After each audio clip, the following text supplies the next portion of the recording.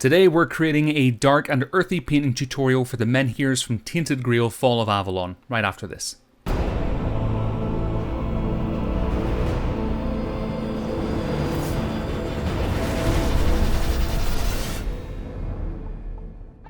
Hey everyone, Sam here from the Tabletop Hub, your one-stop shop for all things tabletop, and I received the eagerly awaited Tainted Grail Fall of Avalon this week in the post after backing it on Kickstarter. I think it was last year.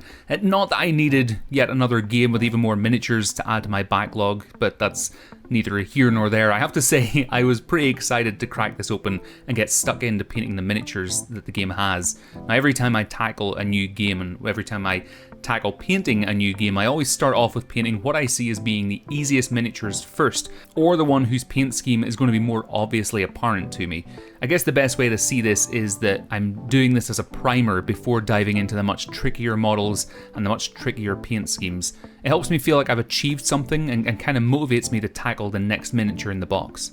So with that in mind, I began by painting the three Menhirs from Tainted Grail. Now, Menhirs are in essence great standing stones that have been used for a variety of purposes throughout history, so knowing this, I wanted to go for a really earthy feel to my paint scheme and make it look like the Menhirs had been crafted and made out of materials that would or could have been sourced by the people living in the world of the game at that time. Now before we go any further, I am going to be using my airbrush quite a bit in this tutorial. Now if you don't have an airbrush at home, don't worry about it. A lot of the same finishes that I'm trying to create can be achieved through some tactical dry brushing. The main reason I'm using my airbrush quite a bit is simply just to get the use out of it. So first of all, I gave the models an undercoat in Army Painter's matte black, making sure to get the paint evenly coated in all of the nooks and crannies that these Menhirs have. Next, I wanted to start adding a more weathered look to the stone in stages, so I began giving a zenithal coat of Army Painter's dark stone. To do this, I basically pointed my airbrush at the model, angled at about 45 degrees. The point here was to pick out some of the highlighted areas, leaving the matte black to the recesses. Finally, for the main base coat of the model, I added a final zenithal layer of Army Painter's uniform grey, and this was sprayed on very lightly to the model. I still wanted the dark stone and matte black to show through, so if you dry brush or airbrush this on, start sparingly and add to it if need be to get the final effect you want.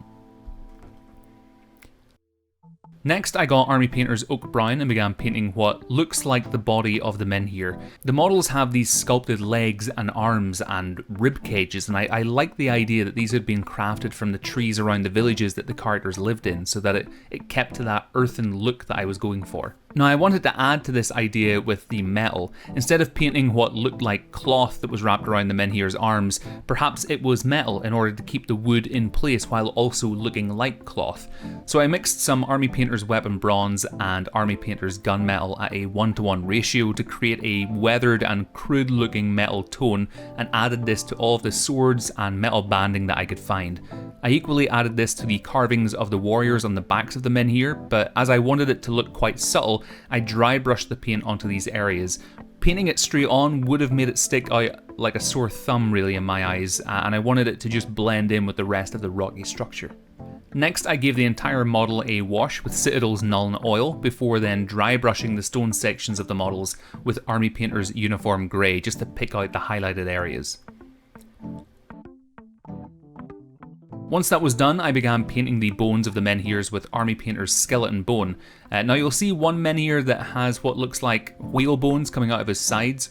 I decided to paint these as well instead of just leaving them the stone colour. I was worried that they wouldn't look right, but in the end I think it adds a little bit more character to that model. Add some Citadel's Eggrax Earthshade to these bones when you're done, and if you like, highlight them with some skeleton bone or white afterwards just for a little bit of extra polish. One of the Menhirs will have cloth on its back, and for this I painted the cloth with Army Painter's Chaotic Red, I painted the wood with Army Painter's Oak Brown, and I painted all the ropes with Army Painter's Leather Brown. I didn't go for skeleton bone for the ropes here because I wanted it to be a little bit more subtle. Then we're on to the experimentation stage of this painting guide. So I've never done any object-sourced lighting or OSL before, and I wanted to give it a go here with these models.